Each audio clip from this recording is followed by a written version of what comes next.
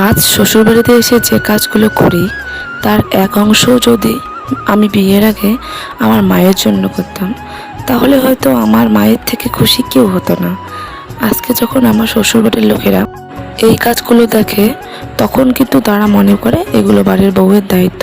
ঠিক একই কাজগুলো যখন আমার বাবার বাড়ির লোকেরা কেউ দেখে, তখন ভাবে কত আমূল পরিবর্তন এসেছে সেই বাচ্চা মেয়েটার। তবে হ্যাঁ, এই আমূল পরিবর্তনে আমি সত্যিই খুব খুশি, কারণ বিয়ের আগে আমি মানসিক প্রস্তুতি নিয়েই বিয়েটা করেছিলাম, যে বিয়ের পর ঠিক কী কী কাজগুলো আমাকে করতে হবে। কারণ বিয়ের পর সেটা আর মায়ের সংসার নয়, আমাদের একটা নতুন সংসারের জন্য প্রস্তুতি নিতে হয়। তাই মেয়েদেরকে আমি নিজস্বভাবেই বলছি, বিয়ে করার আগে আর বিয়ে করার পরে জীবনটা সম্পূর্ণই আলাদা। তাই বিয়ে করার আগে মানসিকভাবে নিজেকে প্রস্তুতি নিয়েই বিয়ে করবে, যে বিয়ের পর আমাদের মেয়েদের জীবনটা কিছুটা হলেও চেঞ্জ হয়। হ্যাঁ, ব্যতিক্রম অবশ্যই আছে।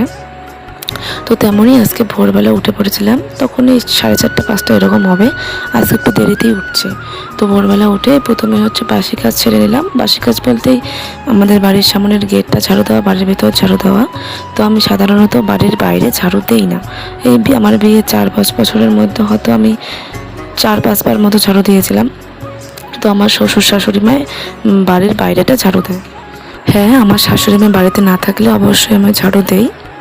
তো সেসব করার পর আমি চলে এসেছি বাসন মাজতে। বেশিরভাগ বাসনই আমি রাত্রেবেলায় মেজে রেখেছিলাম, তো কয়েকটা ছিল সেটাই সকালবেলা মাজলাম। বাসন মাজতে মাজতে আকাশটা কিন্তু একটু খারাপ হয়েছিল, তো ভাবলাম ঠিক হয়ে যাবে, কারণ সকালবেলা আকাশটা একদম পরিষ্কার ছিল। তো আমি চলে গেছিলাম ফুল তুলতে আমাদের বাড়ির সামনে।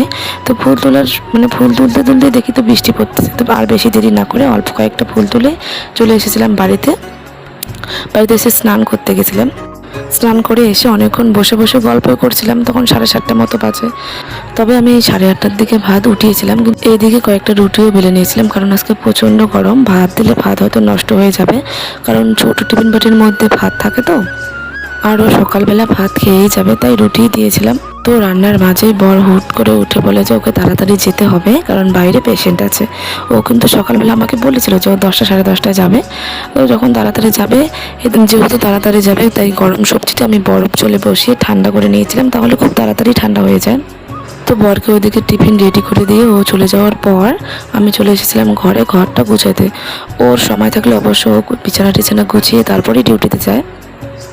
যেহেতু বাইরে পেশেন্ট ছিল, একটু তাড়াহুড়োর মধ্যে, তাই এরকম অগোছালো করে রেখে চলে গিয়েছিল। তো বিছানা গোছানোর পর মেয়েকে খাইয়ে স্নান করে ঘুম পাড়িয়ে দিয়েছি। তো এই ঘরে এসে আমি জলগুলো ভরিয়ে ফ্রিজে রাখছিলাম, কারণ যা গরম, কলের জল